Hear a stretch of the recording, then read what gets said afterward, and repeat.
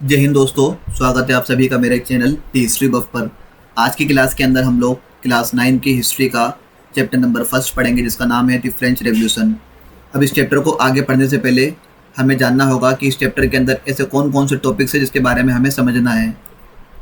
सबसे पहली बात, इस चैप्टर के अंदर हम लोग इंट्रोडक्शन को जानेंगे। अब इस इंट्रोडक्शन वाले पार्ट के अंदर हम लोग जानेंगे कि रिवोल्यूशन का मतलब क्या होता है, और जो फ्रांस का किंग था लुई 16, उसके समय फ्रांस की कंडीशन कैसी थी और वो फ्रांस का किंग कब बनता है। इन सारी बातों को हम लोग इस पहले वाले पार्ट के अंदर जानेंगे। उसके बाद हम लोग जानेंगे कॉजेस के बारे में, यानी कि कारणों के बारे में, कि जो फ्रांस में जो क्रांति होती है, उस क्रांति होने के पीछे कौन कौन से कारण रहे थे, उन सारे कारणों के बारे में हम लोग इसके अंदर देखेंगे। फिर उसके बाद हम लोग जानेंगे बिगिनिंग ऑफ रेवोल्यूशन के बारे में, यानी कि फ्रांस में जो क्रांति हुई थी, उस क्रांति की शुरुआत कैसे हुई थी, ऐसा क्या क्या हुआ था, है ना।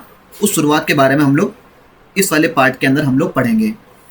उसके बाद हम जानेंगे कि जब रेवोल्यूशन हुआ तो उस रेवोल्यूशन का वहाँ की सोसाइटी पर, वहाँ के लोगों पर क्या क्या इम्पैक्ट पड़ा था, उस इम्पैक्ट के बारे में हम लोग इसके अंदर जानेंगे। फिर हम जानेंगे कॉन्स्टिट्यूशन मोनार्की के बारे में। देखो, फ्रांस में पहले मोनार्की थी, मोनार्की आने के बाद, मतलब मोनार्की ख़त्म होने के बाद फ्रांस में क्या आता है, कॉन्स्टिट्यूशन मोनार्की आती है। तो उस कॉन्स्टिट्यूशन मोनार्की के समय फ्रांस की कंडीशन कैसी थी, फ्रांस में क्या क्या हो रहा था, उस सारी बातों को हम लोग इसके अंदर, इस वाली हेडिंग के अंदर पढ़ेंगे। फिर हम जानेंगे सिंबल्स के बारे में। देखो, फ्रांस में जिस समय रेवोल्यूशन हो रहा था, जिस समय क्रांति हो रही थी, उस समय फ्रांस में बहुत सारे लोग ऐसे थे जो इलिटरेट थे, यानी कि पढ़े लिखे नहीं थे, अशिक्षित थे।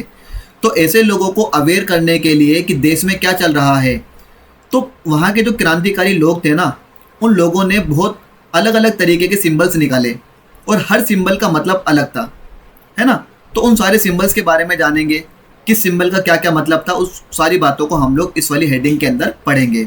उसके बाद हम लोग जानेंगे रिपब्लिक के बारे में,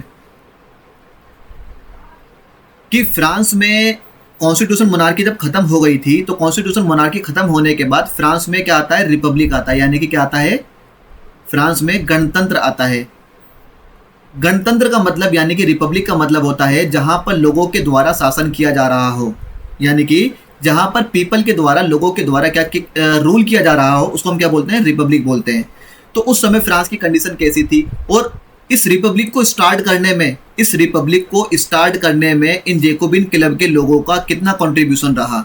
ये जेकोबिन क्लब क्या है, इसका नाम कैसे पड़ा, इसकी क्या क्या खूबियाँ हैं, इन सारी बातों को हम लोग अगली हेडिंग में पढ़ेंगे, ठीक है ना। उसके बाद हम लोग जानेंगे रेन ऑफ टेरर के बारे में जानेंगे।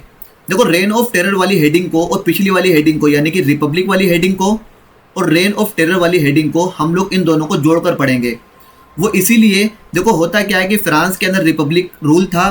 अब इस रिपब्लिक रूल के अंदर ही क्या होता है कि कुछ लोग ऐसे होते हैं जो पावर को सेंट्रलाइज कर लेते हैं, यानी कि पावर को अपने हाथों में कर लेते हैं, और पावर को अपने पास लेने के बाद क्या करते हैं, वो लोग पावर का मिसयूज करना शुरू कर देते हैं।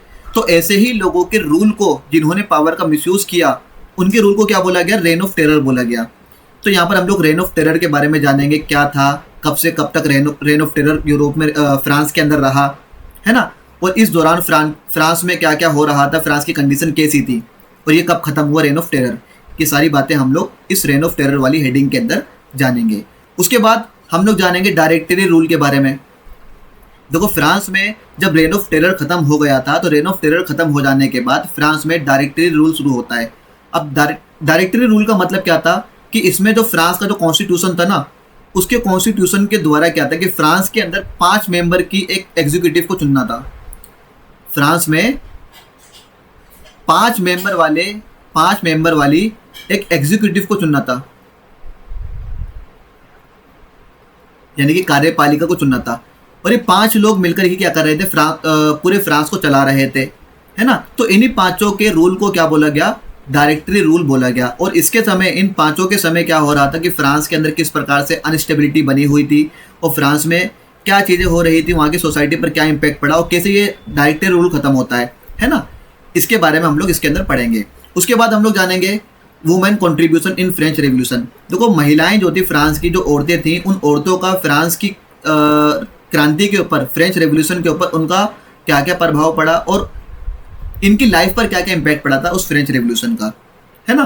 तो ये सारी बातें हम लोग इसके अंदर देखेंगे। अब देखो, इसको हम 3 तरीके से देखेंगे, इस वाली पॉइंट को हम लोग, कि पहले कंडीशन कैसी थी कि फ्रांस में जब रेवोल्यूशन जब हो रहा था तो रेवोल्यूशन का, ओवरऑल रेवोल्यूशन का इस महिलाओं के ऊपर, इन औरतों के ऊपर क्या क्या इम्पैक्ट पड़ा। उसके बाद हम देखेंगे कि जैकोबिन क्लब के टाइम पर इन वुमेन की कंडीशन कैसी थी। उसके बाद हम देखेंगे रेन ऑफ टेरर के समय इन वुमेन की कंडीशन कैसी थी, है ना।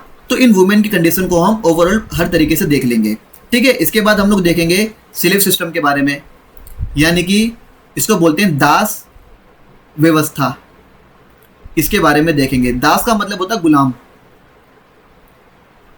कि देखो फ्रांस में क्या था कि फ्रांस में जब क्रांति शुरू हुई थी तो क्रांति शुरू होने से पहले और क्रांति शुरू होने के दौरान, यानी कि बिफोर द फ्रेंच रेवोल्यूशन और ड्यूरिंग द फ्रेंच रेवोल्यूशन, इस समय वहाँ के गुलामों की कंडीशन कैसी थी और किस समय ये गुलामी व्यवस्था यानी कि स्लेव सिस्टम किस समय खत्म हुआ, है ना। और ये लोग स्लेव को खरीदने के लिए कहाँ से निकलते थे, कहाँ जाते थे, इनके बीच में किस प्रकार का ट्रेड होता था, वो सारी बातें हम लोग इस स्लेव सिस्टम वाले हेडिंग के अंदर पढ़ेंगे।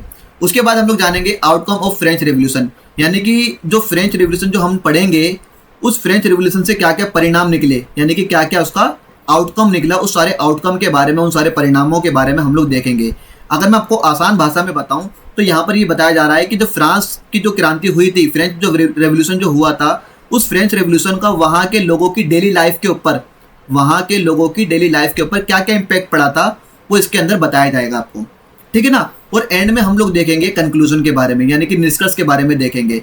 अब इस कंक्लूजन वाले पार्ट के अंदर हम लोग देखेंगे कि जो फ्रेंच रेवोल्यूशन हुआ था इसका दुनिया की अलग अलग कंट्रीज पर क्या क्या इम्पैक्ट पड़ा और कौन कौन सी कंट्री और कौन कौन सी कंट्री के लोग इससे इंस्पायर हुए थे। खासकर इसके अंदर हम लोग देखेंगे इंडिया के बारे में। देखो इंडिया में ऐसे कौन कौन से लोग थे जो इससे क्या हुए थे, इंस्पायर्ड हुए थे, किससे, फ्रेंच रेवोल्यूशन से इंस्पायर्ड हुए थे, वो इसके अंदर हम लोग देख लेंगे, ठीक है ना। तो ये हमारा क्या हो गया, ये हमारा ओवरव्यू हो गया पूरे चैप्टर का कि चैप्टर में हम क्या क्या चीज़ें पढ़ने वाले हैं, ठीक है। अब स्टार्ट करते हैं आगे की तरफ। देखो जैसे कि आपको मैंने स्टार्टिंग में ही बताया था कि इस चैप्टर के अंदर हम लोग पढ़ेंगे कि सबसे पहले इंट्रोडक्शन पढ़ेंगे। अब यहाँ पर आपको क्या बताया गया है कि रेवोल्यूशन का मतलब क्या होता है। देखो रेवोल्यूशन का मतलब होता है कि चेंज लाना। अब चेंज किसके अंदर लेके आना, एडमिनिस्ट्रेशन के अंदर चेंज लेकर आना। इसको अगर मैं बताऊं आपको तो शासन और प्रशासन करने के तरीके में,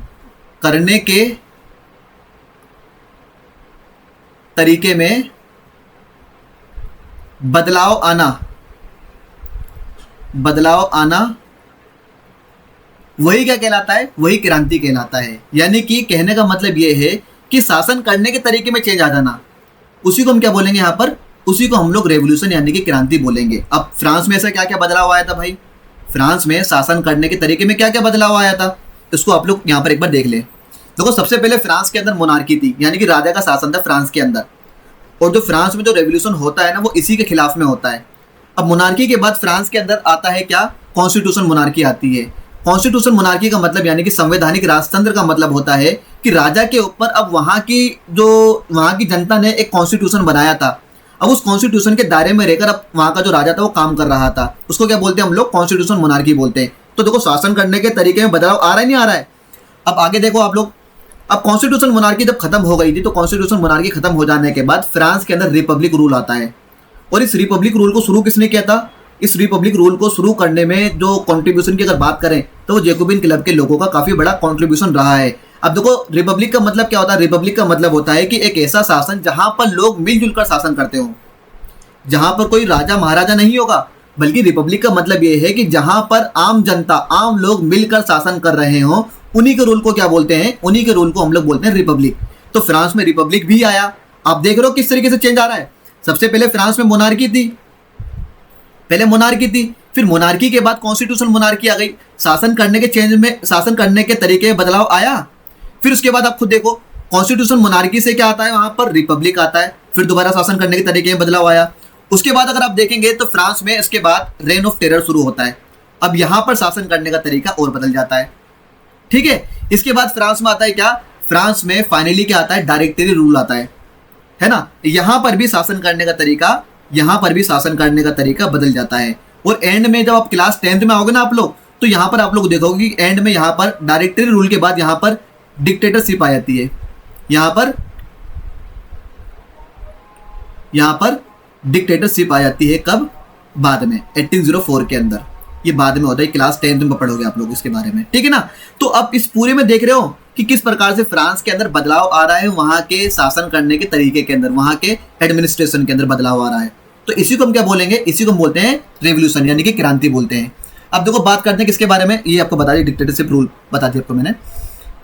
अब देखो क्या होता है कि फ्रांस की अगर बात की जाए, देखो फ्रांस में 1774 में जो लुई 16 जो था, लुई 16 वहां के राजा का नाम था। देखो राजा का नाम नहीं कहेंगे इसको, लुई एक प्रकार की टाइटल थी, जैसे हम लोग इंडिया में राजा बोलते हैं ना, राजा एक टाइटल है।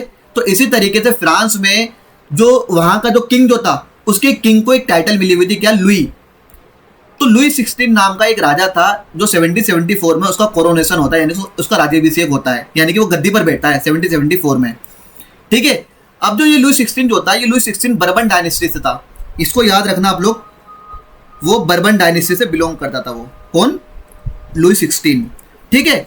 अब इस लुई 16 की जो शादी होती है 20 साल की एज में, जब ये लुई 16 जब 20 साल का था, 20 ईयर का था, तो इसकी शादी ऑस्ट्रिया की प्रिंसेस मेरी एंटोनेट से हो जाती है, ठीक है ना।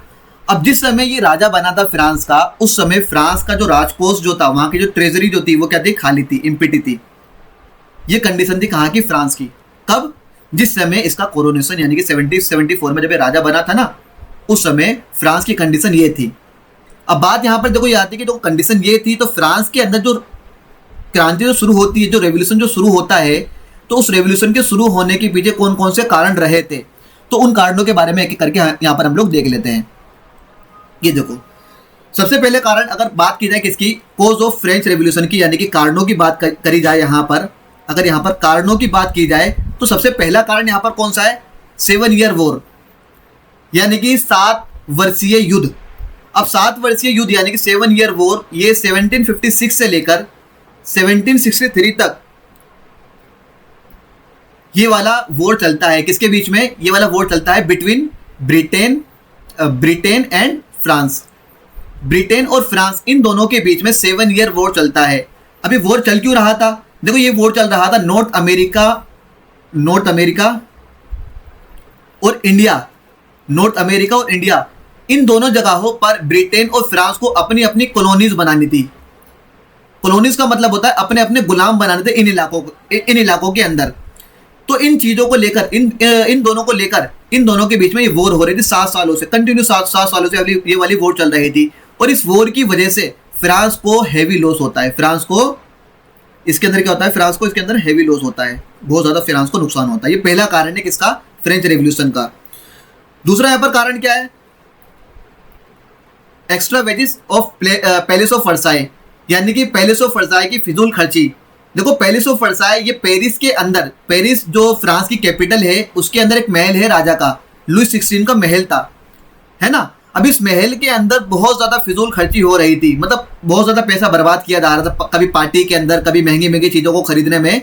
इस महल के अंदर पैसों को मतलब अच्छे तरीके से लगाया जा रहा था, जिसकी वजह से अगर आप देखेंगे तो देखो फ्रांस के अंदर मतलब इस वॉर की वजह से, एक तो इस वॉर की वजह से और दूसरा एक्स्ट्रा वेजेस की वजह से फ्रांस के ऊपर कम से कम 10 बिलियन लिबरे का उसके ऊपर क्या चढ़ जाता है, उसके ऊपर कर्जा चढ़ जाता है, वो डिक्टेटर बन जाता है, ठीक है ना। लिबरे वहां की करेंसी का नाम है, जो कि अभी नहीं है, अभी तो बैन हो गई ये वाली करेंसी, मतलब बंद कर दी गई ये वाली currency Libre.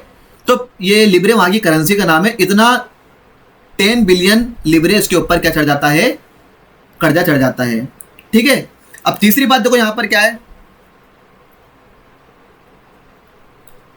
France help to America. देखो अमेरिका की 13 कॉलोनीज को ब्रिटेन ने अपना गुलाम बनाया हुआ था, यानी कि अपनी कॉलोनी बनाया हुआ था। किसको, अमेरिका की 13 कॉलोनी को। तो अमेरिका और ब्रिटेन इन दोनों के बीच में वॉर चल रहा था, और अमेरिका को हेल्प कौन कर रहा था, अमेरिका को हेल्प कर रहा था फ्रांस। अच्छा, अमेरिका को हेल्प क्यों कर रहा था, देखो ब्रिटेन और फ्रांस इन दोनों की दुश्मनी पहले ही चल रही थी। ब्रिटेन और फ्रांस इन दोनों की दुश्मनी चल रही थी, ये दोनों दुश्मन थे, और ऊपर से ब्रिटेन और अमेरिका इन दोनों की वॉर चल रही थी। भाई अमेरिका का दुश्मन कौन है, ब्रिटेन, फ्रांस का दुश्मन कौन है, ब्रिटेन। तो यहाँ पर दुश्मन को दुश्मन क्या बन गया, यहाँ पर इन दोनों की दोस्ती हो जाती है, यहाँ पर ये दोनों क्या बन जाते हैं, यहाँ पर ये दोनों फ्रेंड बन जाते हैं, दोस्त बन जाते हैं। तो ऐसी कंडीशन में क्या होता है कि फ्रांस उसकी हेल्प करता है अमेरिका की। अब हेल्प कैसे करता है, देखो हेल्प करता है कैसे, वेपन से, हेल्प करता है वेपन से, हथियारों से मदद करता है, पैसों से मदद करता है और अपनी मिलिट्री भी देता है। किसको? अमेरिका को। अब इसकी वजह से क्या होता है, इसकी वजह से फ्रांस के अंदर वहाँ पर काफ़ी इकोनॉमिक जो वहाँ तो है ना वहाँ की, वो काफ़ी कोलेप्स कर जाती है, काफ़ी उसकी कंडीशन बेकार हो जाती है वहाँ की इकोनॉमी की। तो ये तीसरा कारण है किसका? फ्रेंच रेवोल्यूशन का। एंड चौथा कारण यहाँ पर क्या है? स्ट्रगल ऑफ सर्वाइव, यानी कि जीने का संघर्ष। देखो होता क्या है कि 1750 में 1715 में फ्रांस की जो पॉपुलेशन थी ना, फ्रांस की पॉपुलेशन 2.3 करोड़ बढ़ जाती है। फ्रांस की पॉपुलेशन 2.3 करोड़ फ्रांस की पॉपुलेशन बढ़ जाती है। ठीक है, अब यही पॉपुलेशन क्या होता है, यही पॉपुलेशन जिस समय फ्रांस में रेवोल्यूशन चल रहा था ना, उस समय फ्रांस की पॉपुलेशन बढ़कर और इससे भी ज़्यादा बढ़कर कितनी हो जाती है? 2.8 करोड़ हो जाती है। देखो फ्रांस में पॉपुलेशन तो बढ़ रही थी, है ना, लेकिन पॉपुलेशन बढ़ने के साथ साथ वहाँ पर फूड की शॉर्टेज भी हो रही थी। वहाँ पर फूड की शॉर्टेज भी हो रही थी फ्रांस के अंदर। पॉपुलेशन, एक तरफ पॉपुलेशन बढ़ रही है तो दूसरी तरफ वहाँ पर फूड की शॉर्टेज भी हो रही है। जब जाहिर सी बात है फूड की शॉर्टेज होगी तो उससे क्या होगा? फूड के प्राइस बढ़ जाएंगे। फूड के प्राइस बढ़ गए और फूड के प्राइस बढ़ने के साथ साथ क्या हुआ कि वहाँ पर एम्प्लॉयमेंट भी घट गया, यानी कि वहाँ पर रोजगार भी घट गया। ठीक है, तो ये कंडीशन थी कहाँ की? फ्रांस की कंडीशन थी। चौथा कारण था किसका? ये चौथा कॉज था किसका? फ्रांस में क्रांति होने का, रेवोल्यूशन होने का। यहाँ पर पांचवा कॉज क्या है? Rise of the middle class and there demands, यानी कि फ्रांस में मिडिल क्लास लोगों का इमर्ज होना, फ्रांस में मिडिल क्लास लोगों का इमर्ज होना और उनकी डिमांड क्या क्या थी, ये इसके अंदर बताया जा रहा है। देखो फ्रांस में होता है क्या कि फ्रांस में 18वीं सेंचुरी में मिडिल क्लास लोगों का इमर्ज होता है फ्रांस के अंदर। अब मिडिल क्लास लोगों में कौन कौन लोग होते हैं? ये कौन लोग होते हैं? देखो डॉक्टर, वकील, टीचर, है ना, एक्सेट्रा, फिलोसोफर्स वगैरह, ये सभी कौन लोग हैं? ये सभी हैं मिडिल क्लास के लोग हैं, है ना। अब ये 18वीं सेंचुरी में इनका इमर्जेंस होता है कहाँ पर? फ्रांस के अंदर। उससे पहले फ्रांस में केवल दो सोसाइटी के लोग थे, मतलब दो अलग अलग क्लास के लोग थे, एक अपर क्लास, दूसरा लोअर क्लास। और अपर क्लास को भी हमने दो अलग अलग स्टेट के अंदर बांटा हुआ था, फर्स्ट और सेकंड स्टेट। जबकि जो लोअर क्लास था, लोअर क्लास को लोअर क्लास के लोगों को हम लोगों ने थर्ड स्टेट के अंदर रखा हुआ था। तो अब होता क्या है कि 18वीं सेंचुरी में वहां पर मिडिल क्लास आता है। अब ये जो मिडिल क्लास था, देखो मिडिल क्लास की डिमांड, इसकी कई सारी डिमांड थी। इसकी पहली डिमांड क्या थी? इसकी पहली डिमांड ये थी कि फ्रांस के अंदर प्रिविलेजेस को खत्म कर दिया जाए, यानी कि विशेष अधिकारों को, फ्रांस में विशेष अधिकारों को खत्म कर दिया जाए। किसके? अपर क्लास के लोगों के। अब ये विशेष अधिकार क्या होते हैं? प्रिविलेजेस क्या होते हैं? देखो प्रिविलेजेस का मतलब होता है कुछ एक्स्ट्रा स्पेशल राइट। कहने का मतलब ये है कि सपोज करो जैसे कि जो अपर क्लास के लोग हैं, अपर क्लास के लोग टैक्स पे नहीं करेंगे, है ना, उनके ऊपर किसी प्रकार की पाबंदी नहीं होगी, यानी कि वो किसी प्रकार का उनके ऊपर डिस्ट्रिक्शन नहीं होगा, वो जो चाहे जैसा चाहे कर सकते हैं। तो इसको क्या बोलते हैं हम लोग? प्रिविलेजेस। और ये प्रिविलेजेस उनको बाय बर्थ मिलते थे, यानी कि जन्म से ही मिलते थे। अगर वो अपर क्लास के लोग, किसी अपर क्लास की फैमिली में कोई अगर बच्चा पैदा हुआ है तो उस बच्चे को शुरू से ही वो प्रिविलेजेस मिल जाते थे। ठीक है, तो इनकी डिमांड ये थी कि इस प्रिविलेजेस को खत्म किया जाए। किनकी डिमांड थी ये मिडिल क्लास के लोगों की डिमांड थी। दूसरा इनकी डिमांड क्या थी? कि सोसाइटी में इक्वेलिटी है, यानी कि समाज में जो लोग रहते हैं, चाहे वो अपर क्लास के लोग हों, लोअर क्लास के लोग हों, सभी लोग क्या हों? बराबर हों। ऐसा ना हो कि इन दोनों के बीच में काफी गैप देखने को मिले हमें, अपर क्लास के लोग ज्यादा कहते हैं ये हाई क्लास बन जाए और लोअर क्लास के लोग बहुत ज्यादा लोअर बन जाए। तो इनकी डिमांड ये थी कि सोसाइटी को सोसाइटी को इक्वल किया जाए, बराबर किया जाए। इनकी डिमांड ये थी। और इनकी अगली डिमांड क्या थी? इनकी अगली डिमांड थी इक्वल अपॉर्चुनिटी फॉर ऑल, यानी कि सभी लोगों को बराबर के अवसर दिए जाने चाहिए। पढ़ाई को लेकर हो या किसी रिसोर्सेज पर अधिकार को लेकर हो, सभी लोगों को बराबर के अवसर यानी कि अपॉर्चुनिटी को दिया जाना चाहिए। ये इनकी डिमांड थी। इसके बाद इनकी आखिरी डिमांड क्या थी? इनकी आखिरी डिमांड ये थी कि फ्रांस के अंदर फ्यूडल सिस्टम को खत्म कर दिया जाए। फ्रांस के अंदर फ्यूडल सिस्टम को, यानी कि इसको हिंदी में बोलते हैं सामंतवाद, सामंतवादी व्यवस्था को खत्म कर दिया जाए। सामंतवादी व्यवस्था को खत्म कर दिया जाए, ये इनकी डिमांड थी। अभी सामंतवादी व्यवस्था यानी कि फ्यूडल सिस्टम का मतलब क्या होता है?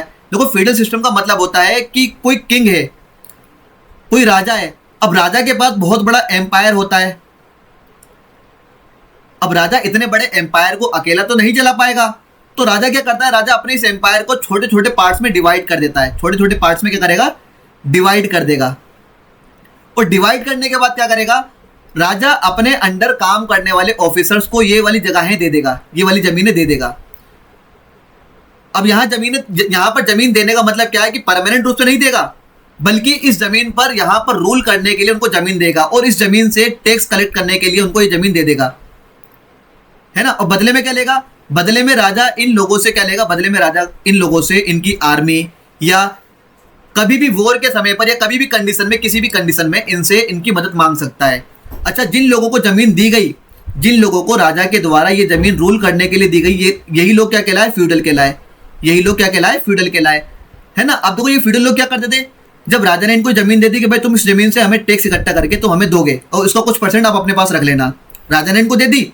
अब ये लोग इस जमीन के ऊपर खेती बाड़ी करवाते थे, किससे? फार्मर से।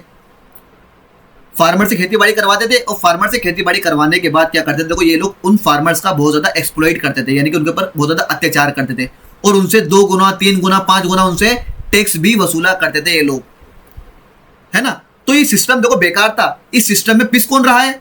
लोअर क्लास के लोग, यानी कि जो फार्मर है, जो लेबर जो है, जो वर्कर, जो वर्किंग क्लास जो है ना, उनका सबसे ज्यादा नुकसान हो रहा है इस वाले सिस्टम के अंदर।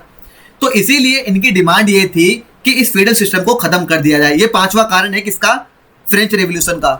अगला कारण क्या है इसके अंदर? Philosophers and their ideas and books. देखो फ्रांस में हमें वहां पर, फ्रांस में और यूरोप के अलग अलग देशों के अंदर भी अगर आप देखेंगे ना, तो यूरोप के अलग अलग देशों के अंदर और खासकर फ्रांस के अंदर भी हमें अलग अलग वहां पर फिलोसोफर्स देखने को मिलते हैं। अभी फिलोसोफर्स कौन होते हैं? ये फिलोसोफर्स होते कौन है? इनको हिंदी में बोलते हैं दार्शनिक। इनको हिंदी में क्या बोलते हैं? दार्शनिक बोलते हैं इनको हिंदी में। अब देखो ये होते कौन है?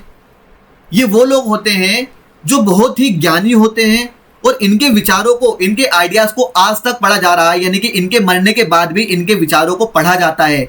ऐसे लोगों को हम लोग क्या बोलते हैं? फिलोसोफर्स, यानी कि दार्शनिक बोलते हैं। जैसे कि गांधी जी हो गए, है ना, डॉक्टर भीमराव अंबेडकर हो गए, ये अपने जमाने के फिलोसोफर भी रहे हैं। इनके विचारों को आज भी पढ़ा जा रहा है, गांधीवाद को, अंबेडकरवाद को आज भी पढ़ा जा रहा है ना। तो ये सभी लोग कौन है? ये सभी लोग भी फिलोसोफर थे। इसी तरीके से यूरोप के अलग अलग देशों के अंदर भी हमें कई सारे फिलोसोफर्स देखने को मिलते हैं और इन्होंने अपने बहुत सारे आइडियाज दिए, किसके माध्यम से? अपनी बुक्स के माध्यम से, है ना। जब इनके आइडियाज को, इन फिलोसोफर्स के आइडियाज को जब फ्रांस के लोगों ने पढ़ा, जाना, समझा, तो वो लोग काफी अवेयर हुए, काफी जागरूक हुए। जब वो लोग जागरूक हुए तो उन लोगों ने फ्रांस के अंदर रेवोल्यूशन किया था, है ना। अब देखो इसमें सबसे पहला नाम किसका आता है? जॉन लॉक का नाम आता है। अब जॉन लॉक ये एक फिलोसोफर था, इसने अपनी एक बुक लिखी थी। इसकी बुक का नाम क्या था? Two treatises of government. Two treatises of government, ये इसकी बुक का नाम था। इस वाली बुक के अंदर इसने डिवाइन थ्योरी को क्रिटिसाइज किया था। इसने अपने इस वाली बुक के अंदर इसने इसको डिवाइन थ्योरी को, इसको हिंदी में बोलते हैं देवीय सिद्धांत को, इसने देवीय सिद्धांत का खंडन किया था, यानी कि क्रिटिसाइज किया था। अब इसका मतलब क्या होता है? देखो डिवाइन थ्योरी का मतलब होता है कि बहुत सारे राजा पहले ऐसे थे फ्रांस के जो ये दावा करते थे कि भाई हमें ईश्वर ने भेजा है और हमारे ऊपर क्या है कि हमारे ऊपर ईश्वर का रूप है, हमारे अंदर, है ना। हमारे अंदर क्या है? हमारे अंदर ईश्वर का रूप है और हमें ईश्वर ने ही भेजा है शासन करने के लिए। देखो ये तो दावा कर रहे हैं वो लोग फ्रांस के किंग, लेकिन आप एक तरफ खुद देखो ना, वो लोग एक तरीके से दूसरे लोगों पर अत्याचार भी कर रहे हैं। तो वो देवता का रूप कहां से हो सकते हैं?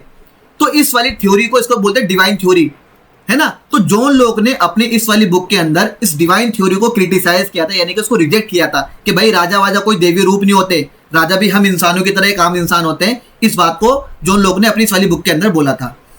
दूसरा नाम इसके अंदर किसका आता है? रूसो का। देखो रूसो ये एक दूसरा फिलोसोफर था, इसने अपनी एक बुक लिखी थी। इसकी बुक का नाम क्या था? Social contract. इसकी बुक का नाम क्या था? सोशल कॉन्ट्रैक्ट, सामाजिक अनुबंध। सामाजिक अनुबंध, यहां हिंदी में लिख रहा हूं, सामाजिक अनुबंध। अब देखो इस सोशल कॉन्ट्रैक्ट नाम की बुक के अंदर इसने, रूसो ने बताया था कि राजा और प्रजा, यानी कि लोग, पीपल जो है, आम जनता जो है, आम जनता और जो किंग है, इन दोनों के राइट्स क्या क्या होते हैं, इन दोनों के अधिकार क्या क्या होते हैं। इन दोनों के अधिकारों को पहले ही लिख दिया जाता है, ये इस किताब के अंदर बताता है, ठीक है ना। और देखो ये तो जो ये था ना, रूसो जो था, रूसो ने एक नारा भी दिया था, एक कोट भी दिया था। इसने कोट क्या दिया था? इसने कोट दिया था क्या? इसने कोट ये दिया था कि man was born free and everywhere he is in chain, यानी कि इंसान पैदा तो स्वतंत्र होता है लेकिन वो हर कहीं जंजीरों से जकड़ा हुआ होता है। ये इसका एक बहुत फेमस क्या है? कोट है इसका, किसका? इसका रूसो का। ठीक है। और तीसरा नाम इसके अंदर किसका आता है? इसके अंदर तीसरा नाम आता है मोंटेस्क्यू का। देखो मोंटेस्क्यू ने अमेरिका के ऊपर एक किताब लिखी थी, इस किताब का नाम क्या था? द स्पिरिट ऑफ लॉस, ये इसकी किताब का नाम था। और इस वाली किताब के अंदर इसने डिवीजन ऑफ पावर की बात करी थी। अब डिवीजन ऑफ पावर यानी कि शक्ति के बंटवारे की बात करी थी, किसके बीच में? लेजिस्लेटिव के बीच में, है ना, लेजिस्लेटिव के बीच में यानी कि विधायिका के बीच में, एग्जीक्यूटिव के बीच में यानी कि कार्यपालिका के बीच में, एंड जुडिशरी के बीच में यानी कि न्यायपालिका के बीच में। इन तीनों के बीच में पावर को बांट देना चाहिए किसी देश के अंदर। ये बात करी थी किसने? ये बात करी थी मोंटेस्क्यू ने अपनी book the spirit of loss के अंदर करी थी। इतनी बात हो गई। चलते हैं आगे की तरफ। ये हमने 7 कारण पढ़े हैं, ये हमने पीछे जो हमने पढ़े हैं, ये हमने 7 कारण पढ़ लिए हैं किसके? फ्रेंच रेवोल्यूशन के, ठीक है ना। अभी 7 कारण की वजह से फ्रांस में क्या होता है? फ्रांस में रेवोल्यूशन होता है। ये 7 तो कारण, सॉरी 6 कारण है यहाँ पर। और एक सबसे इमीडिएट कारण कौन सा इसके अंदर?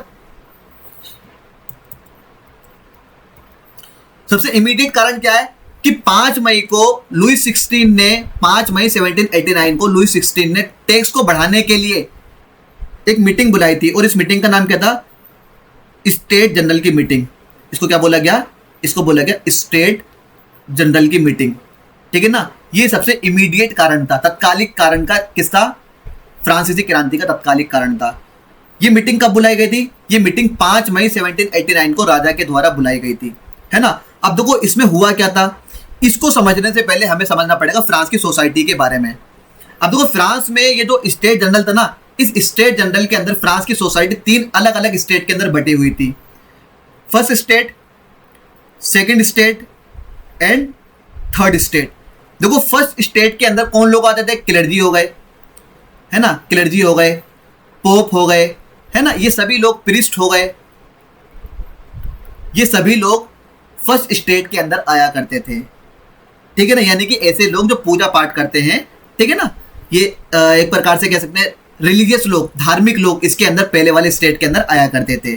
सेकंड स्टेट के अंदर नोबल लोग आया करते थे। नोबल मतलब कौन? जैसे कि एलिट क्लास के लोग यानी कि अपर क्लास के लोग नोबल लोग हो गए, या किंग की फैमिली हो गई, किंग हो गया, किंग की फैमिली हो गई। ये सभी लोग इस वाले सेकंड वाली क्लास के अंदर आया करते थे, ठीक है ना। और थर्ड स्टेट के अंदर आम लोग, कॉमन पीपल इसके अंदर आया करते थे। जैसे कि इसके अंदर टीचर हो गया, है ना, टीचर हो गया, और आपका एडवोकेट हो गया, ठीक है। और इसके अलावा फिलोसोफर्स हो गए, ठीक है। उसके अलावा क्या है कि फार्मर हो गए, फार्मर हो गया, लेबर हो गया, एक्सेट्रा। ये आम सभी लोग थर्ड वाले स्टेट के अंदर आया करते थे, ठीक है ना। ये फ्रांस की सोसाइटी थी, ठीक है।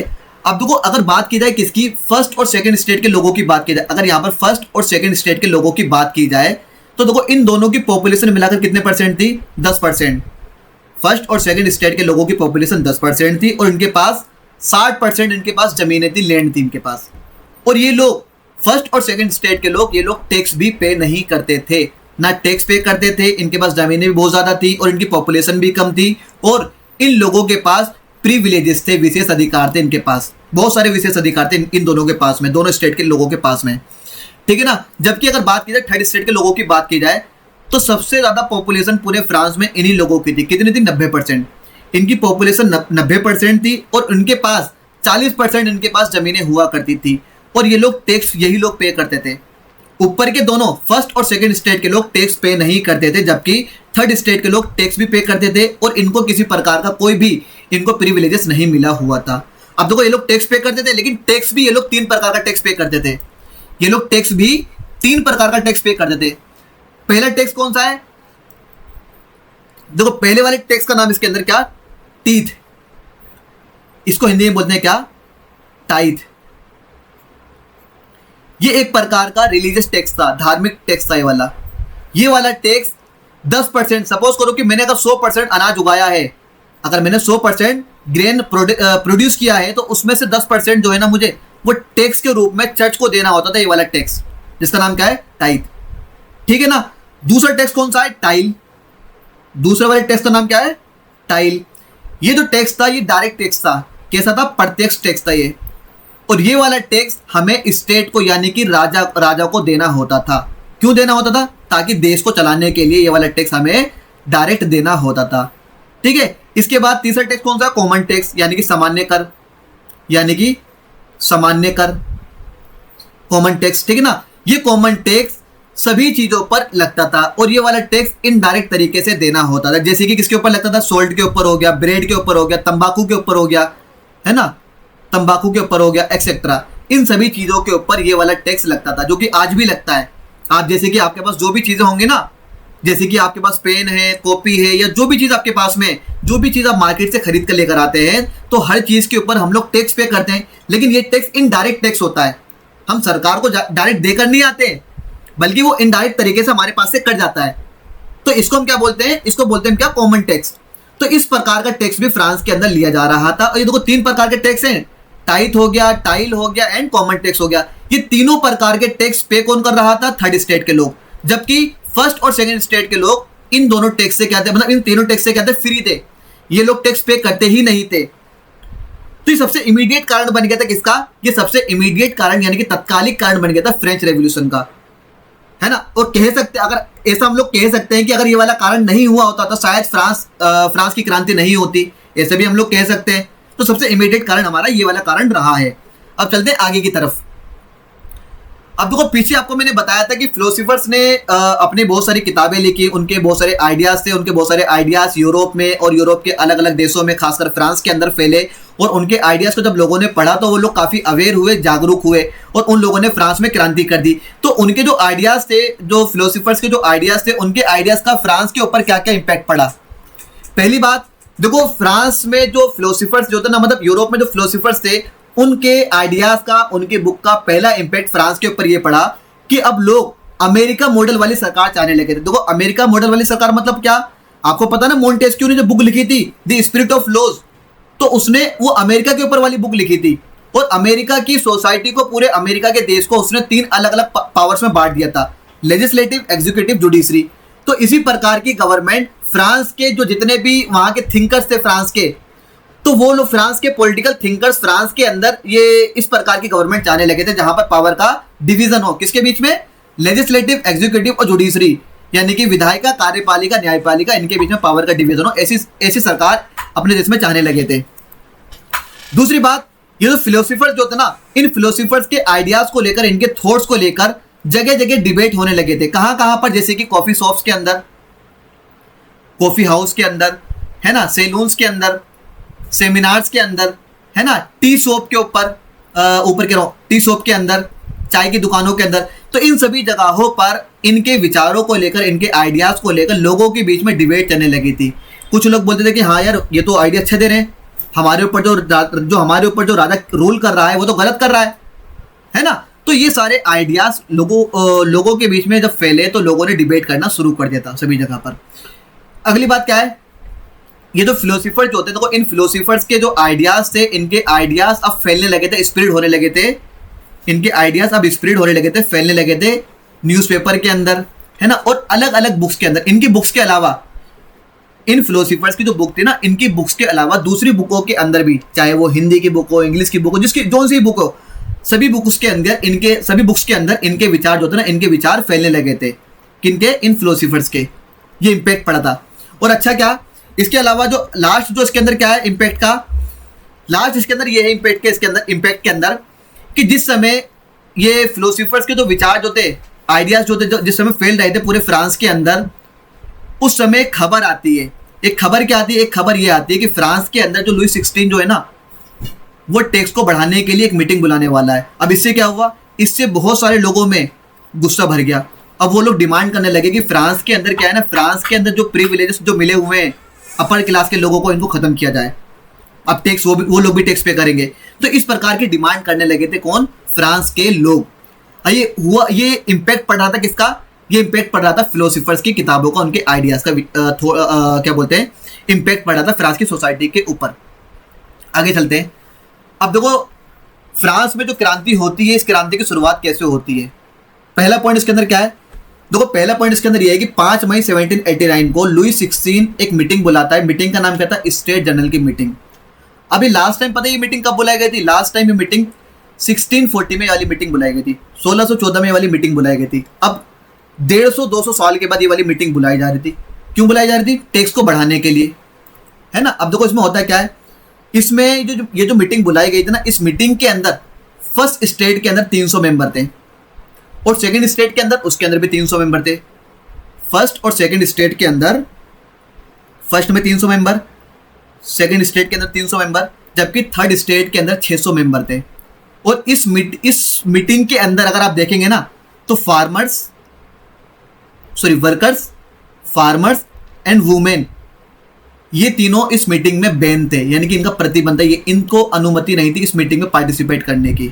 ना वर्कर्स आ सकते थे यानी कि मजदूर, ना ही किसान और ना ही औरतें, ये तीनों के तीनों इस स्टेट जनरल की मीटिंग में पार्टिसिपेट नहीं कर सकते थे। ठीक है, आगे देखो। जो लुई 16 जो था ना, लुई 16 ने क्या बोला? लुई 16 ने बोला कि हर स्टेट के लोग, मतलब हर स्टेट के लोग क्या करेंगे, वो एक एक वोट देंगे। यानी कि कहने का मतलब देखो यहाँ पर ये हुआ कि मान लो फर्स्ट स्टेट है, इसमें है मेंबर कितने हैं? 300, लेकिन इस 300 मेंबर के बिहाफ पर केवल एक वोट दिया जाएगा, ये इसने बोला। और ऐसे इसने क्या बोला कि सेकंड स्टेट में कितने मेंबर हैं? 300। अब ये लोग भी कितना वोट देंगे? ये भी सिर्फ एक ही वोट देंगे। ऐसे इसने क्या बोला? थर्ड स्टेट के अंदर कितने मेंबर हैं? 600 मेंबर हैं, ये लोग कितने वोट देंगे? ये भी एक ही वोट देंगे।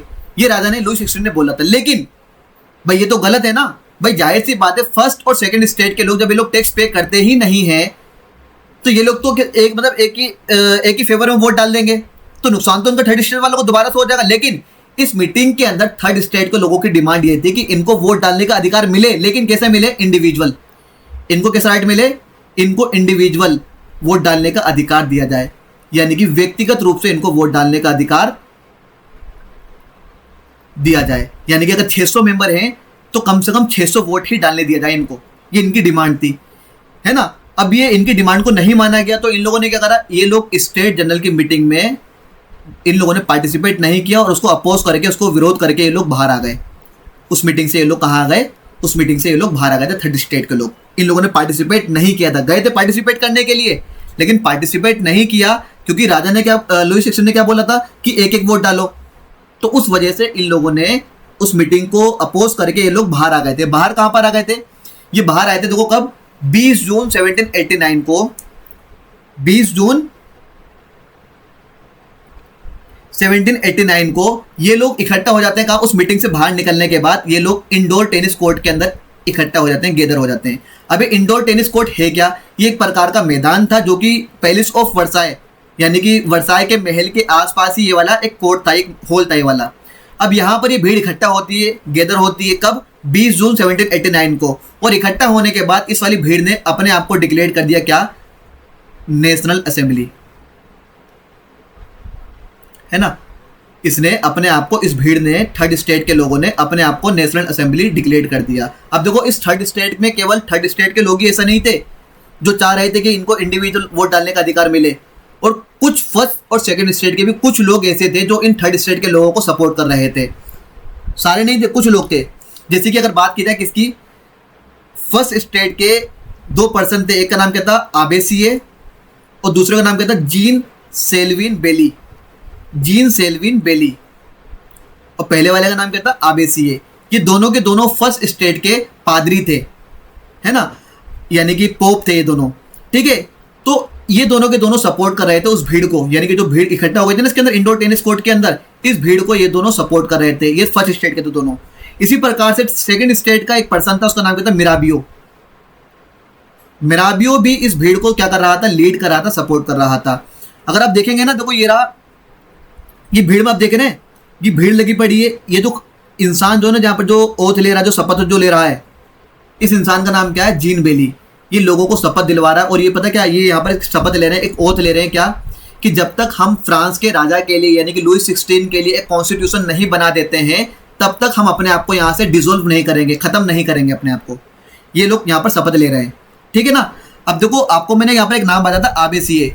आबेसिए ने अपनी एक बुक भी लिखी थी, उसकी बुक का नाम क्या था? व्हाट इज थर्ड स्टेट, ये इसकी बुक का नाम है। तो इस प्रकार से यहाँ पर क्रांति की शुरुआत फ्रांस में हो जाती है।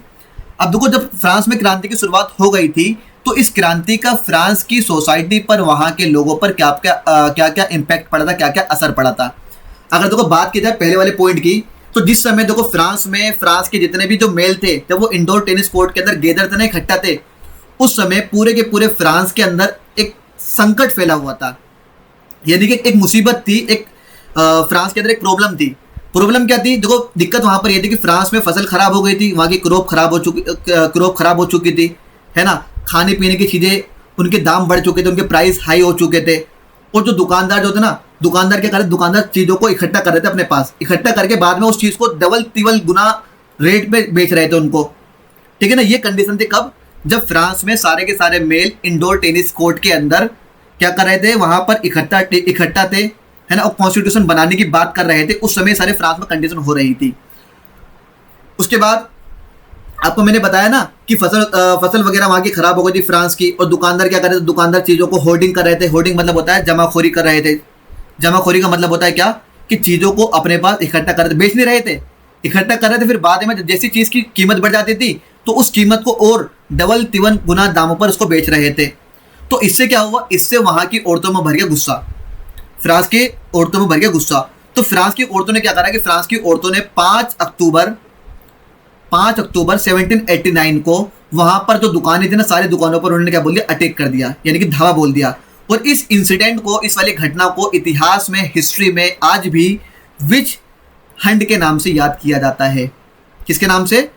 इस घटना को आज भी विच हंट के नाम से इसको याद किया जाता है। ये 5 अक्टूबर 1789 को ये वाला इंसिडेंट हुआ था। इतनी बात हो गई। चलते हैं आगे की तरफ। ये देखो, ये कर रही, ये सारी महिलाएं, ये सारी औरतें देखो जा रही है कहाँ पर? दुकानों की तरफ जा रही है, हथियार वगैरह लेकर दुकानों की तरफ। ये इस इमेज में दिखाया गया, जा रही है वहाँ पर।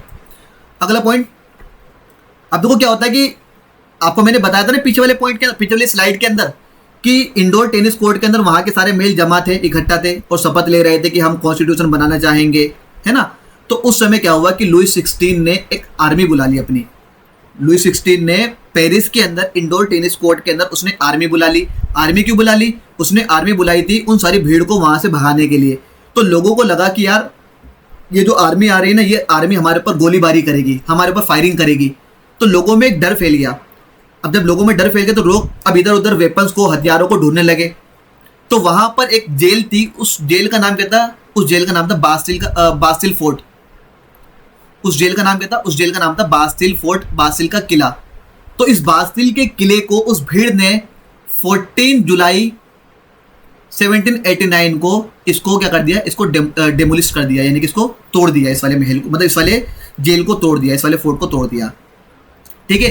अब देखो, इस वाले फोर्ट के ऊपर एक वहां पर कमांडर था, उसका नाम क्या था? Bernard de Lune. तो बेनार्ड डी लूने जो था, ये वहां पर क्या बोलते हैं, सिक्योरिटी दे रहा था, एक तरीके से वहां पर कमांडिंग कर रहा था। तो इसको भीड़ ने मार डाला था। बेनार्ड डे लूने, इसको, इस कमांडर को भीड़ ने मार डाला था। और इस जेल के अंदर केवल 7 लोग, 7 प्रिजनर थे इस वाली जेल के अंदर। उन 7 कैदियों को, प्रिजनर्स को रिहा कर लिया गया था, फ्री कर लिया गया था इस वाली जेल के अंदर से। अब देखो, ये जो जेल तोड़ी गई थी ना, ये जो किला तोड़ा गया था, बास्टिल का किला जो तोड़ा गया था, ये बास्टिल का किला किंग की पावर का सिंबल था। भाई अब जाहिर सी बात है, एक आम जनता, आम भीड़ राजा के महल में घुसकर उसकी चीजों को तोड़ रही है, तो सीधा सीधा क्या है, वो राजा की पावर को चैलेंज कर रही है ना। तो यहां पर जो बास्टिल का जो फोर्ट था, बास्टिल का फोर्ट राजा की पावर का सिंबल था, ठीक है। देखो, इसके अंदर दिखा रखा है किस प्रकार से, ये इस इमेज में दिखाया हुआ है किस प्रकार से बास्टिल के किले को तोड़ा जा रहा है वहां की भीड़ के द्वारा। आगे चलते हैं। अब देखो, इसके अलावा अगर चौथे पॉइंट की बात की जाए, इसके अंदर देखो क्या है कि जो भीड़ बास्टिल के किले में तोड़फोड़ कर रही थी ना, उसके बाद वो भीड़ कहाँ जाती है? उसके बाद वो भीड़ जाती है लैंडलॉर्ड्स के घर में जाती है, यानी कि जमींदारों के घर में जाती है, उनके घरों को तोड़ देती है, आग लगा देती है, वहां से सारे सामानों को लूट लेती है। तो ये पूरे फ्रांस की कंडीशन थी कब? जब फ्रांस में रेवोल्यूशन की शुरुआत हो चुकी थी, क्रांति की शुरुआत हो चुकी थी, उस समय फ्रांस की पूरी ये कंडीशन थी।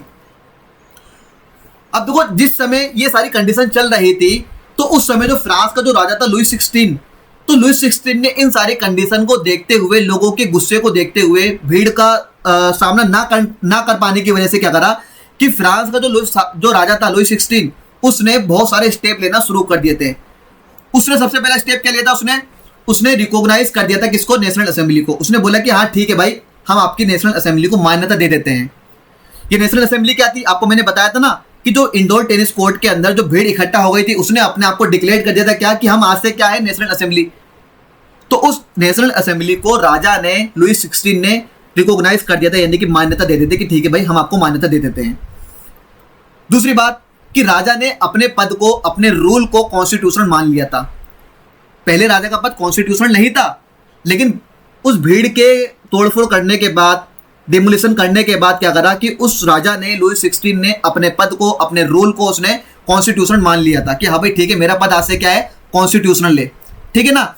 इसके अलावा क्या हुआ, इसके अलावा जो जितने भी वो टैक्स था ना, जो आपको मैंने बताया था टाइट, जो 10% जो टैक्स दिया जाता था, 10% जो टैक्स दिया जाता था चर्च को, उस वो एक प्रकार का रिलीजियस टैक्स था। तो इस वाले टैक्स को, टाइट को खत्म कर दिया गया कि ठीक है भाई, आपको आज से टाइट टैक्स देने की परमिशन, मतलब ये जरूरत नहीं है, आप कोई बात नहीं, दो मत दो, ठीक है ना। ये सारा ये चीजें वहां पर की गई है ना, ये किया गया। और उसके अलावा क्या हुआ, जो चर्च है ना, चर्च की जमीनों को, चर्च के लैंड को क्या कर लिया गया था, इसको कब्जा कर लिया गया था, चर्च की जमीनों को, ठीक है। इसके अलावा और क्या पॉइंट है इसके अंदर, इसके अलावा देखो जो फ्यूडल सिस्टम जो था ना, इस फ्यूडल सिस्टम को 4 अगस्त 1789 को, 4 अगस्त 1789 को इस फ्यूडल सिस्टम को ख़त्म कर दिया गया था। अब फ्यूडल सिस्टम का मतलब क्या होता है, आप पीछे जाकर वीडियो में देख सकते हैं, आपको मैंने समझाया कि फ्यूडल सिस्टम का मतलब क्या होता है। इसको भी खत्म कर दिया गया था कब, बासिल का किला गिराने के बाद, उसका डिमोलिशन करने के बाद, कब, 14 जुलाई 1789 को, उसके बाद हुआ था ये सारा, ठीक है ना। इसके बाद देखो आप कि 27 अगस्त 1789 को फ्रांस का जो राजा था लुई 16, उसने फ्रांस में रहने वाले सभी लोगों को सिविल राइट दे दिए थे, यानी कि नागरिक अधिकार। फ्रांस में रहने वाले सभी लोगों को उसने नागरिक अधिकार, सिविल राइट सभी को दे दिया था, सिविल नागरिक अधिकार सभी को दे दिया था। कब, 27 अगस्त 1789 को। ये कब हुआ था, ये सारी चीज़ें कब हो रही हैं, ये सारी चीज़ें बासिल के किले को डेमोलिशन करने के बाद ये सारी चीज़ें हो रही हैं। और लोगों का गुस्सा ठंडा करने के लिए, कम करने के लिए सारी चीज़ें लुई 16 ने की थी। इतनी बात हो गई, अब चलते हैं आगे की तरफ। अब देखो फ्रांस में क्या आ जाता है, राजतंत्र खत्म हो गया फ्रांस में मोनार्की खत्म हो गई। अब फ्रांस में क्या आ गया, फ्रांस में आ गया कॉन्स्टिट्यूशन मोनार्की। अब फ्रांस में कॉन्स्टिट्यूशन जब मोनार्की आ गई थी, तो कॉन्स्टिट्यूशन मोनार्की आने के समय फ्रांस में क्या क्या हो रहा था, ये जो नेशनल असेंबली थी ना, जिसको राजा ने मान्यता दे दी थी, है ना, तो वो नेशनल असेंबली क्या क्या कर रही थी फ्रांस के अंदर। सबसे पहली बात, सितंबर 1791 में इस नेशनल असेंबली ने कॉन्स्टिट्यूशन के लिए एक ड्राफ्ट तैयार किया। क्या तैयार किया, एक ड्राफ्ट तैयार किया। ड्राफ्ट का मतलब होता है एक तरीके से हम कह सकते हैं ढांचा, इसको बोलते हैं हिंदी में प्रारूप।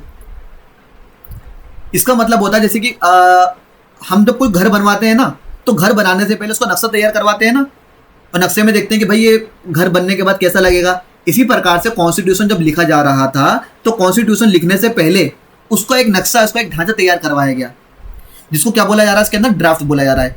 तो इस नेशनल असेंबली ने 1791 सितंबर में इसने क्या करा, इसने ड्राफ्ट तैयार करा कॉन्स्टिट्यूशन का, इस नेशनल असेंबली ने। उसके बाद इसको तैयार क्यों किया जा रहा था, इसको ड्राफ्ट को, कॉन्स्टिट्यूशन ड्राफ्ट को इसलिए तैयार किया जा रहा था ताकि राजा की पावर को रिड्यूस किया जा सके, कम किया जा सके, इसलिए ये किया जा रहा था, ठीक है। अब देखो ये जो कॉन्स्टिट्यूशन तैयार किया जा रहा था, इस कॉन्स्टिट्यूशन के अंदर डिवीजन ऑफ पावर की बात भी की गई थी, यानी कि अब इसमें ये बोला गया था कि फ्रांस के अंदर जो पावर होगी ना, उस पावर को डिवाइड किया जाएगा किसके बीच में, बिटवीन लेजिस्लेटिव, एग्जीक्यूटिव, जुडिशरी। ये बात वहां के कॉन्स्टिट्यूशन में लिखी गई थी, ठीक है ना। अब देखो फ्रांस में अगला पॉइंट क्या है कि फ्रांस में लॉ बनाने का काम, यानी कि लॉ मेकिंग जो राइट था, वो लॉ मेकिंग राइट फ्रांस में नेशनल असेंबली के पास आ गया था। अभी तक फ्रांस के अंदर वहां का राजा लुई 16 रूल बनाता था, कानून बनाता था, लेकिन अब से फ्रांस में कानून बनाने का अधिकार, law making right national assembly के पास आ गया था, जो कि अभी तक नहीं था, ठीक है। इसके अलावा अगर आप देखेंगे तो इस लॉ को बनाने के लिए, इस कानून को बनाने के लिए नेशनल असेंबली एक इलेक्शन करवाती थी, और इस इलेक्शन के अंदर लोगों, मतलब कुछ लोगों को चुना जाता था, और उन लोगों को चुनने के लिए वहां के लोग वोट डालते थे, लेकिन इनको सभी लोग वोट नहीं डाल सकते थे। उन लोगों को सिर्फ और सिर्फ एक्टिव सिटीजन वोट डाल सकते थे। जो लोग मिलकर फ्रांस के लिए कानून बनाएंगे, लॉ मेकिंग करेंगे, उन लोगों को चुना जाता था वहां की नेशनल असेंबली के द्वारा। लेकिन इस नेशनल असेंबली के लोगों को चुनने के लिए वहां के एक्टिव सिटीजन चुनते थे। अभी एक्टिव सिटीजन कौन थे, देखो ये एक्टिव सिटीजन वो लोग थे जिनकी उम्र 25 साल थी, और ये लोग 3 दिन की वेजेस के बराबर टैक्स पे करते हो सरकार को। आसान भाषा में अगर मैं आपको बताऊं, इसका मतलब ये है कि वो इंसान जो जिसकी उम्र 25 साल है, सपोज करो जैसे कि मेरी उम्र कितनी 25 साल है, मेरी उम्र 25 साल है और मैं महीने में जितना भी कमाता हूं उसमें 3 दिन की जो मेरी कमाई है, मैं अपने 3 दिन की कमाई के बराबर टैक्स पे कर देता हूं। किसको? सरकार को, देश को। तो मैं क्या कहलाऊंगा? मैं कहलाऊंगा एक्टिव सिटीजन। लेकिन याद रखना, वुमेन को वोटिंग राइट नहीं दिया गया था।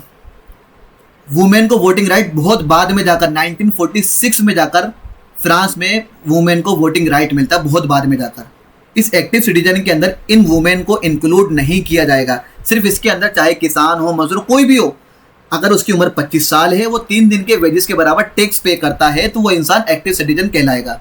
ठीक है ना? तो यही लोग मिलकर क्या करते थे? यही लोग मिलकर वहां पर क्या बोलते हैं, नेशनल असेंबली के मेंबर को चुनते थे और वही लोग मिलकर क्या करते थे? लॉ बनाते थे। ये अधिकार आ गया था उनके पास। चलते आगे की तरफ। अब देखो, ये जो चीज़ थी ना, इस चीज़ को अपोज किया था फ्रांस के बहुत सारे लोगों ने, इस चीज़ को विरोध भी किया था। इसका किस चीज़ का? एक्टिव सिटीजन जो बात हुई थी ना, कि फ्रांस में जो लोग 3 दिन के बराबर मजदूरी टैक्स पे करते हैं, सिर्फ उन्हीं को एक्टिव सिटीजन माना जाएगा, वही लोग वोट दे सकते हैं। तो इस चीज़ का फ्रांस के कई सारे लोगों ने इस चीज़ को अपोज किया था, इसका विरोध किया था। इसी में से एक नाम आता है किसका? एक वहाँ पर रेवोल्यूशनरी एक जर्नलिस्ट थे, क्रांतिकारी पत्रकार थे, उनका नाम क्या था? जीन पोल मरात। ये जीन पोल मरात वहाँ पर एक कौन थे? ये वहाँ के एक रिपोर्टर थे, एक जर्नलिस्ट थे। तो इनका अखबार था, इनके अखबार का नाम था लामी दी पल्प। इनके अखबार का नाम क्या था? इनके अखबार का नाम था लामी दी पल्प, है ना? और पर्सन का नाम क्या है? जीन पोल मरात।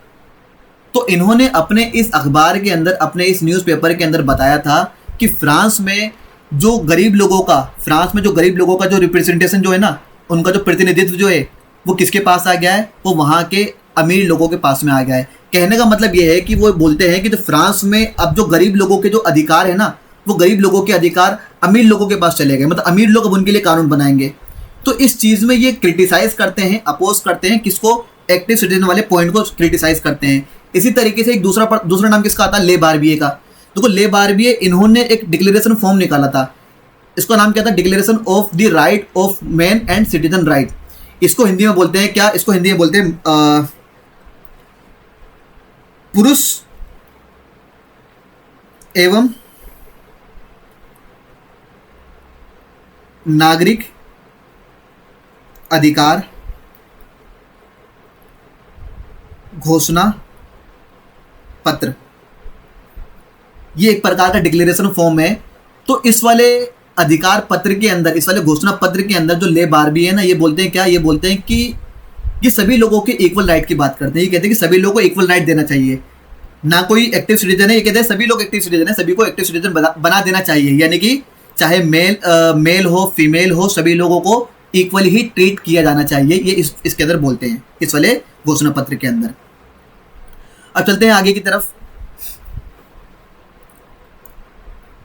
अब देखो, ये जो कॉन्स्टिट्यूशन बनाया गया था ना फ्रांस के अंदर ये जो वहाँ के नेशनल असेंबली के लोगों के द्वारा जो कॉन्स्टिट्यूशन जो बनाया गया था, जो ड्राफ्ट तैयार किया गया था ना, उस कॉन्स्टिट्यूशन के अंदर कई सारे अधिकारों की, कई सारे राइट की बात की गई थी। जैसे कि राइट टू लाइफ, यानी कि जीने का अधिकार सभी लोगों के पास है। इस चीज़ की बात की गई थी किसके अंदर? उस कॉन्स्टिट्यूशन के अंदर। दूसरी बात, फ्रीडम ऑफ स्पीच, यानी कि अभिव्यक्ति की आज़ादी। यानी कि हर इंसान को ये अधिकार है कि इंसान अपने आइडियाज़ को, अपने थॉट को एक्सप्रेस कर सकता है, व्यक्त कर सकता है ना? इस अधिकार की बात की गई थी किसके अंदर? वहाँ के कॉन्स्टिट्यूशन के अंदर। और तीसरी बात तीसरी बात वहाँ के कॉन्स्टिट्यूशन के अंदर की गई थी कि कानून के सामने सभी लोग क्या हैं? बराबर हैं। यानी कि क्या? All are equal before the law. कानून के सामने सभी लोग क्या हैं? बराबर हैं। चाहे वो राजा हो, चाहे वो किंग हो, चाहे वो नोबल हो, चाहे वो नोबल क्लास हो, है ना, चाहे वो एलिट क्लास का कोई पर्सन हो, चाहे वो फार्मर हो, है ना, चाहे वो वुमेन हो एक्सेट्रा। कोई भी पर्सन है, कोई भी इंसान, चाहे वो अपर क्लास का हो, लोअर क्लास का हो, सभी लोग क्या हैं? कानून के सामने बराबर हैं। अगर किसी अपर क्लास के इंसान ने कोई क्राइम किया है और वही सेम क्राइम किसी लोअर क्लास के लोगों ने किया है, तो जो सज़ा लोअर क्लास के लोगों को मिलेगी, वही सेम सज़ा अपर क्लास के लोगों को मिलनी चाहिए। इसको बोलते हैं क्या? All are equal before the law. इस चीज़ की बात की गई थी वहाँ के कॉन्स्टिट्यूशन के अंदर। और अगली बात क्या है इसके अंदर? राइट टू प्रेस, यानी कि मीडिया की आज़ादी, कि मीडिया को आज़ादी होनी चाहिए कि वो राजा के बारे में अच्छाई बुराई जो भी चीज़ें हैं, है ना, वो जनता को दिखा सके है और जनता से उसका फीडबैक ले सके। तो ये मीडिया के पास ये वाली आज़ादी होनी चाहिए, ये वहाँ के कॉन्स्टिट्यूशन में ये वाली बात की गई थी।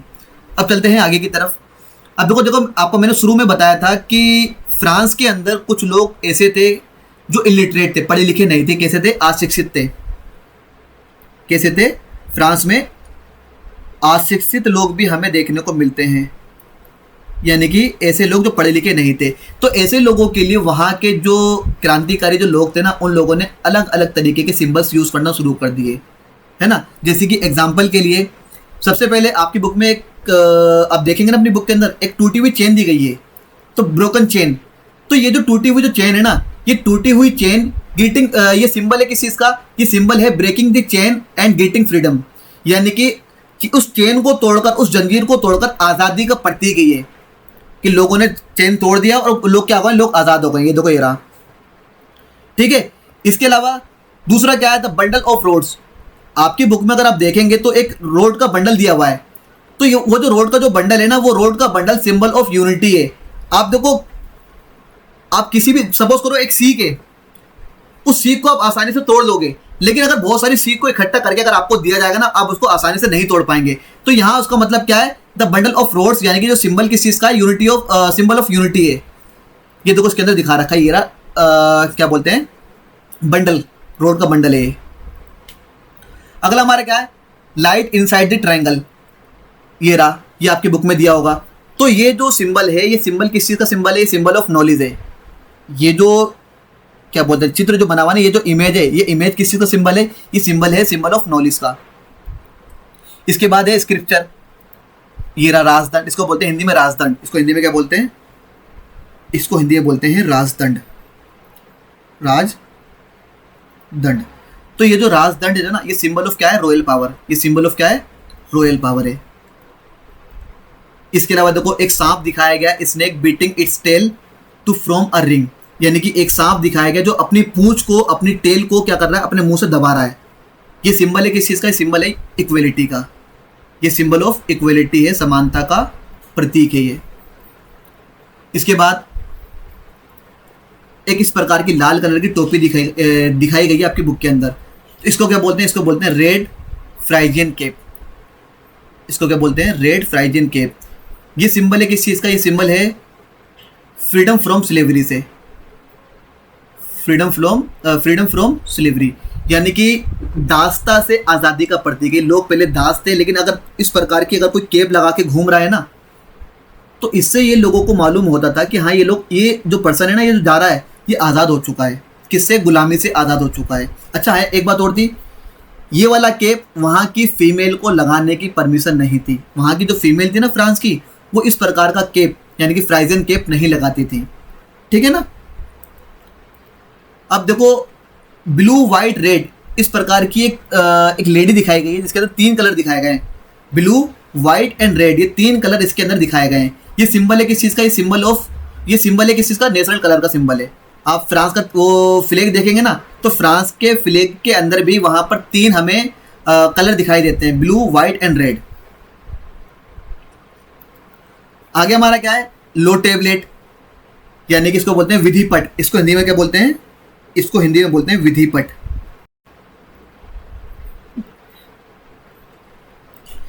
तो ये जो लो टेबलेट है, ये जो विधिपट जो है ना, ये सिंबल है किस चीज़ का?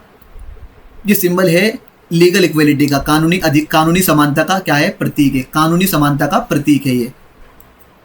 उसके बाद आपको दिया हुआ है क्या? एक परी की तरह एक लेडी दी हुई है, इसको बोलते हैं क्या? इसको हिंदी में बोलते हैं डेनो वाली स्त्री। डेनो वाली स्त्री, इसको बोलते हैं विंगेड वुमेन। ये तो विंगेड वुमेन है ना, ये सिंबल है किस चीज़ का?